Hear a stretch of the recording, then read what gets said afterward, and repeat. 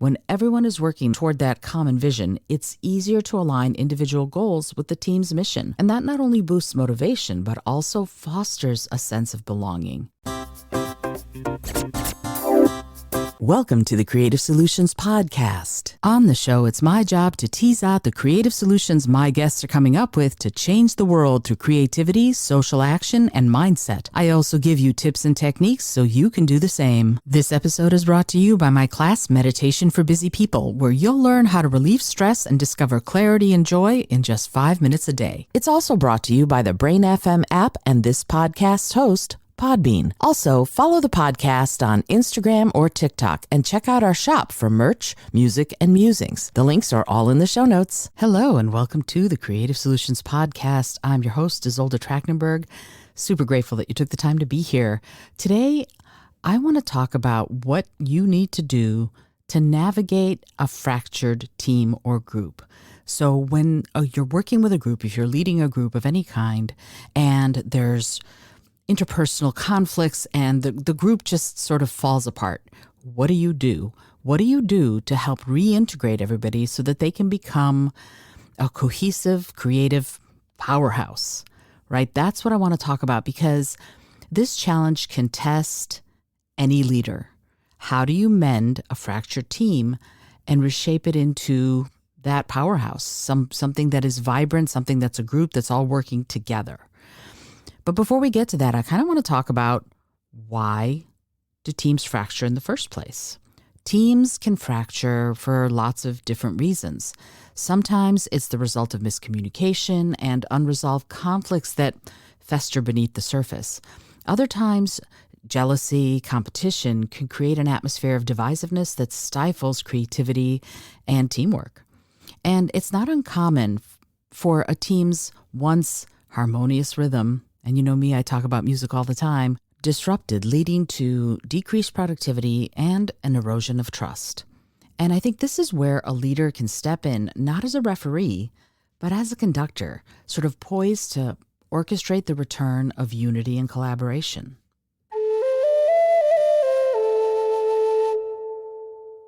Imagine, for instance, you're the leader of a marketing team that was once known for its innovative campaigns and seamless coordination.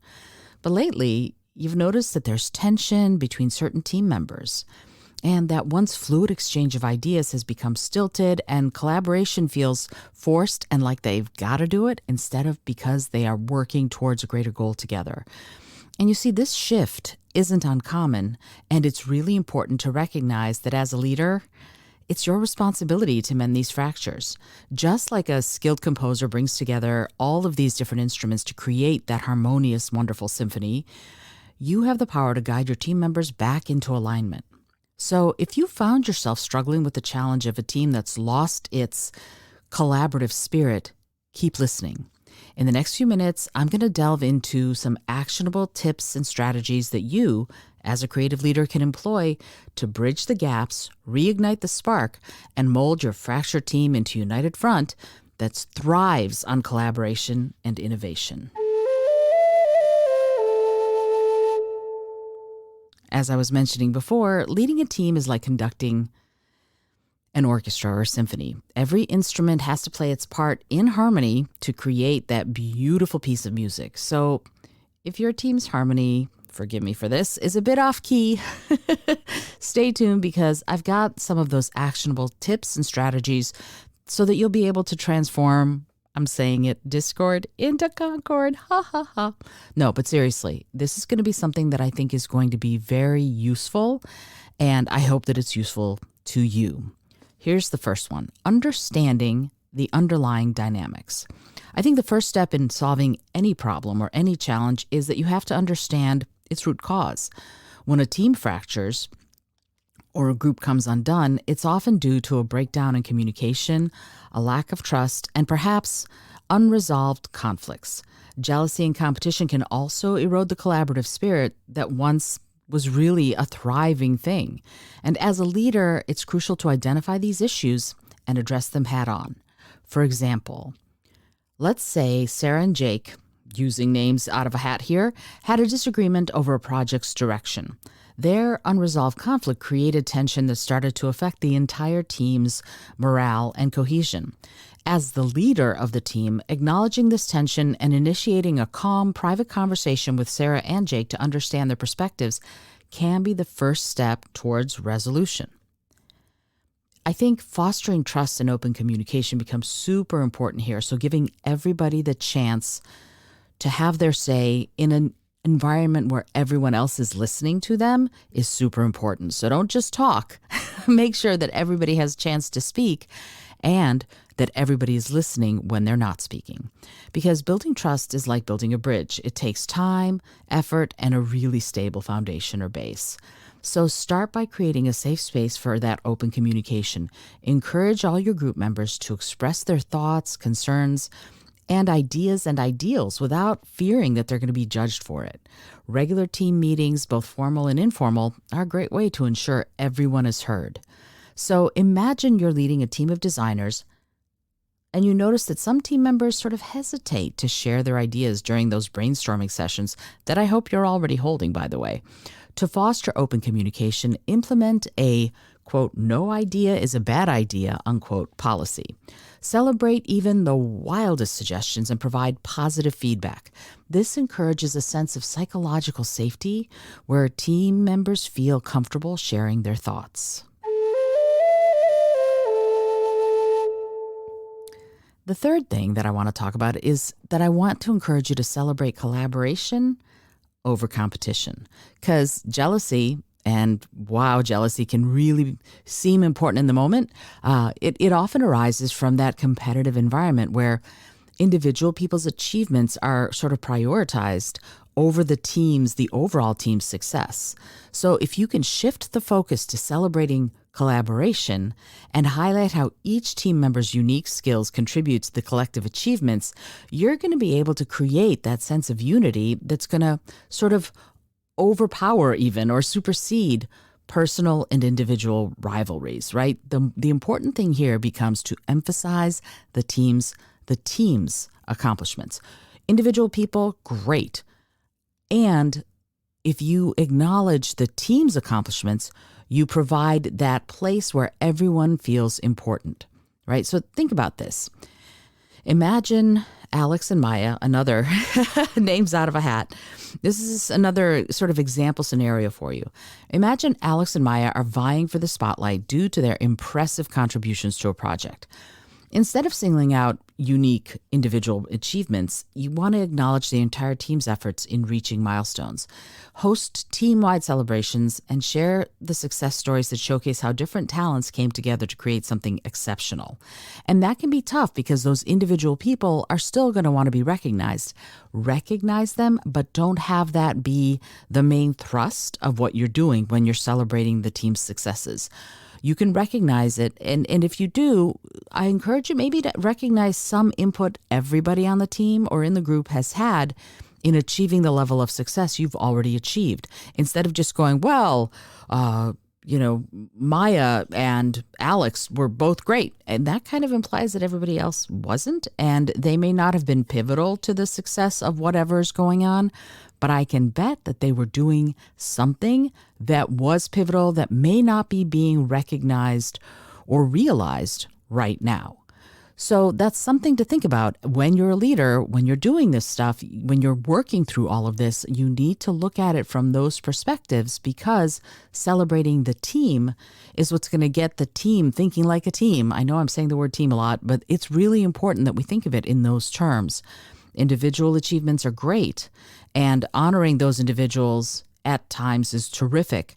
But if what you're looking to do is sort of reintegrate a fractured group of people, looking at them as a whole and honoring them as a whole is going to start helping them think of themselves as part of something bigger than themselves. Okay. The next thing is thinking about shared goals. Right? Think about creative thinking and creative problem solving and innovation.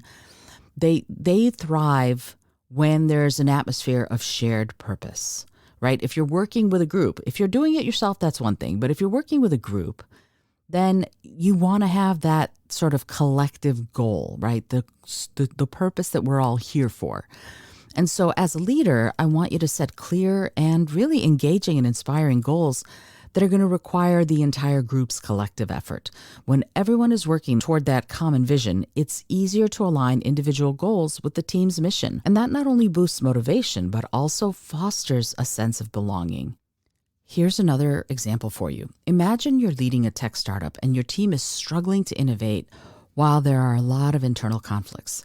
Shift the team's focus by defining a bold, unifying goal, perhaps to develop a revolutionary product that changes lives. Encourage brainstorming sessions centered around the goal where the group members can contribute their ideas towards that shared vision.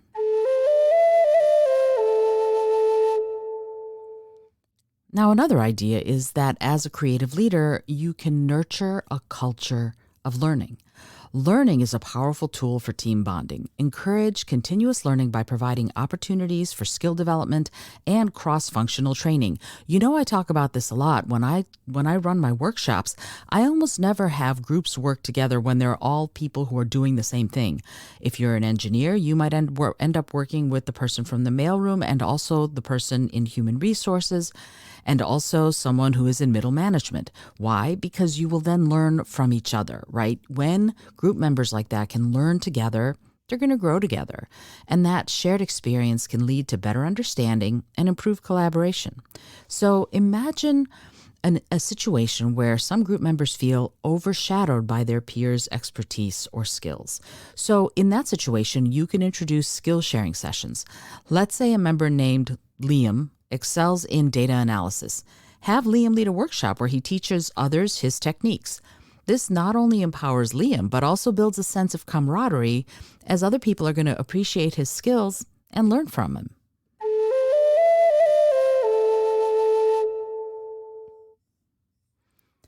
Okay, so remember, transforming a fractured team into a cohesive powerhouse requires dedication and patience. And if you're a creative leader and you're facing challenges with your group dynamics, I'm here to help. Reach out to me for a tailored workshop that can equip you with the tools you need to reignite your team's creativity and collaborative spirit. You can visit my website at izoldaspeaks.com or drop me an email at hello@izoldaspeaks.com.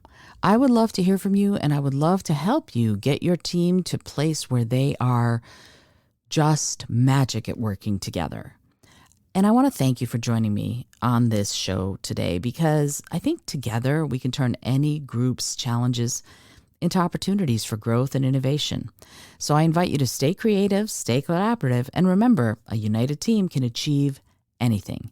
Until next time, as always, I remind you to be bold, be creative, and most of all, be kind.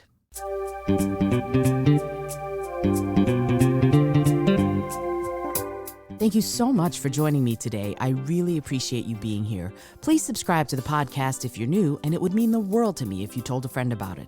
Today's episode was produced by Izolda Trakhtenberg and is copyright 2023. As always, please remember this is for educational and entertainment purposes only.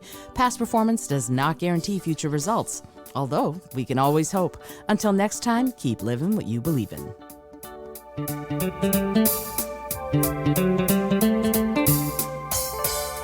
Thank you.